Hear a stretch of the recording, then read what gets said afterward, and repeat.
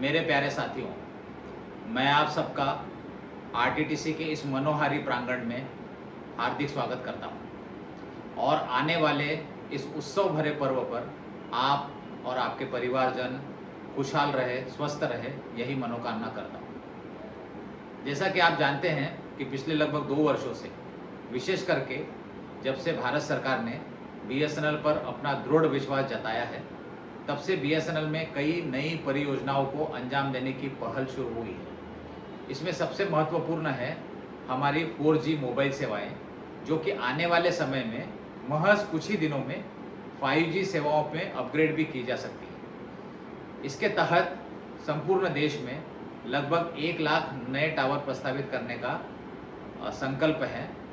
जहां तक नागपुर शहर का सवाल है, हमारे नागपुर जिले में कुल मिलाकर 474 इस वक्त बीटीएस के अलग अलग जगह पर कार्यान्वित हैं।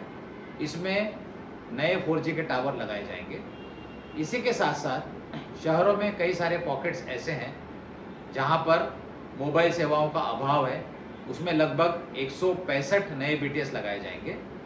इसी के अलावा हमारे जो दूर दराज ग्रामीण के क्षेत्र हैं, इन क्षेत्रों में लगभग 161 गांव ऐसे हैं जहां पर किसी प्रकार की कोई मोबाइल सेवाएं नहीं है। अतः 4G सैचुरेशन प्रोजेक्ट के अंतर्गत हम लोग यहां नए 4G बीटीएस लगाने जा रहे हैं। आज के ज़माने में जिस किसी क्षेत्र में यदि दूरसंचार की सेवाएं ना हो तो उस क्षेत्र का विकास होने में बहुत बड़ी बाधाएं होती हैं। ऐसे वक्त में ये 4G सैचुरेशन का जो हमारा प्रोजेक्ट है, इन सभी गाँवों के सर्वांगीण विकास के लिए बहुत कारागर साबित होगा, ऐसा मुझे दृढ़ विश्वास है। इसके अलावा हमारी जो FTTH सेवाएं हैं, इस FTTH सेवाओं को और ज़्यादा चालना देने हेतु हमने शायद से पूरे भारत में पहली बार किसी एक BA के द्वारा स्थापित की गई, हमने FTTH के लिए एक अलग से अपना यूनिट तैयार किया है, जिसके अंतर्गत नए AGM FTTH ईस्ट और वेस्ट एरिया में स्थानापन्न किए गए हैं। उनके अंतर्गत ऐसे कर्मचारी और अधिकारी जो पहले से FTTH के क्षेत्रों में कार्यकुशल है, उनको तैनात किया गया है। इसके माध्यम से हम मानते हैं कि हमारे FTTH सेवाओं को बहुत ज़्यादा बढ़ोतरी मिलेगी। जहां हम जानते हैं कि हमारे कॉपर केबल के जो कनेक्शंस हैं, लैंडलाइन और ब्रॉडबैंड, इनको बहुत बड़े पैमाने पर FTTH में परावर्तित करने के लिए हमने विशिष्ट पहल की है। इससे हमें एक फ़ायदा ये होगा कि उसी टेलीफोन नंबर के साथ और बिना किसी अतिरिक्त शुल्क के हम ग्राहकों के लैंडलाइन नंबर को FTTH में परावर्तित कर रहे हैं तथा उन्हें उत्कृष्ट सेवाएं देने का हमारा मानस है, प्रयत्न है। इसके तहत हमें एक फ़ायदा यह हो रहा है कि हमारे बहुत बड़े पैमाने पर कॉपर केबल जो है वो हम स्पेयर कर पा रहे हैं।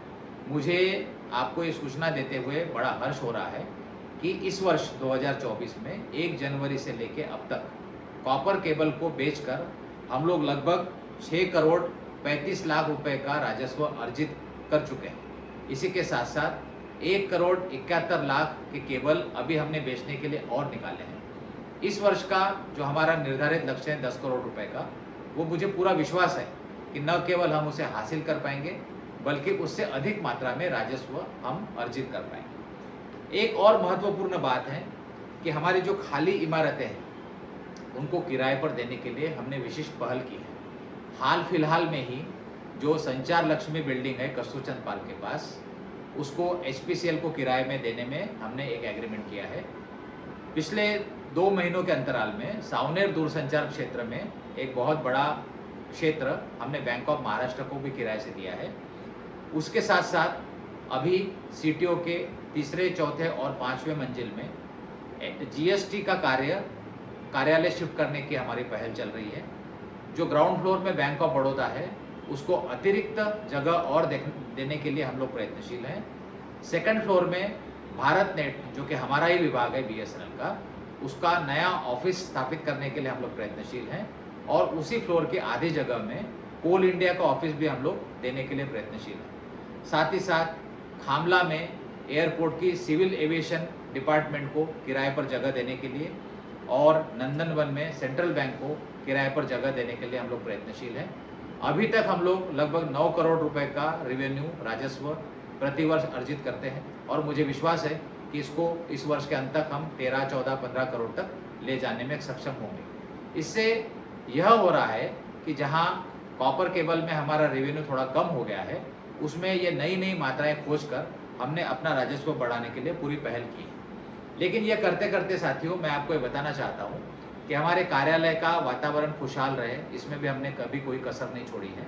अगर आप सबसे पहले इस पीजीएम कार्यालय को देखेंगे तो इसके 5 मंजिल में से अगर केवल सेकंड फ्लोर को छोड़ दिया जाए, जहां हमारा अकाउंट सेक्शन है, बाकी सभी फ्लोर को हमने रिनोवेट किया है, वहां अच्छी सुविधाएं प्रदान की हैं।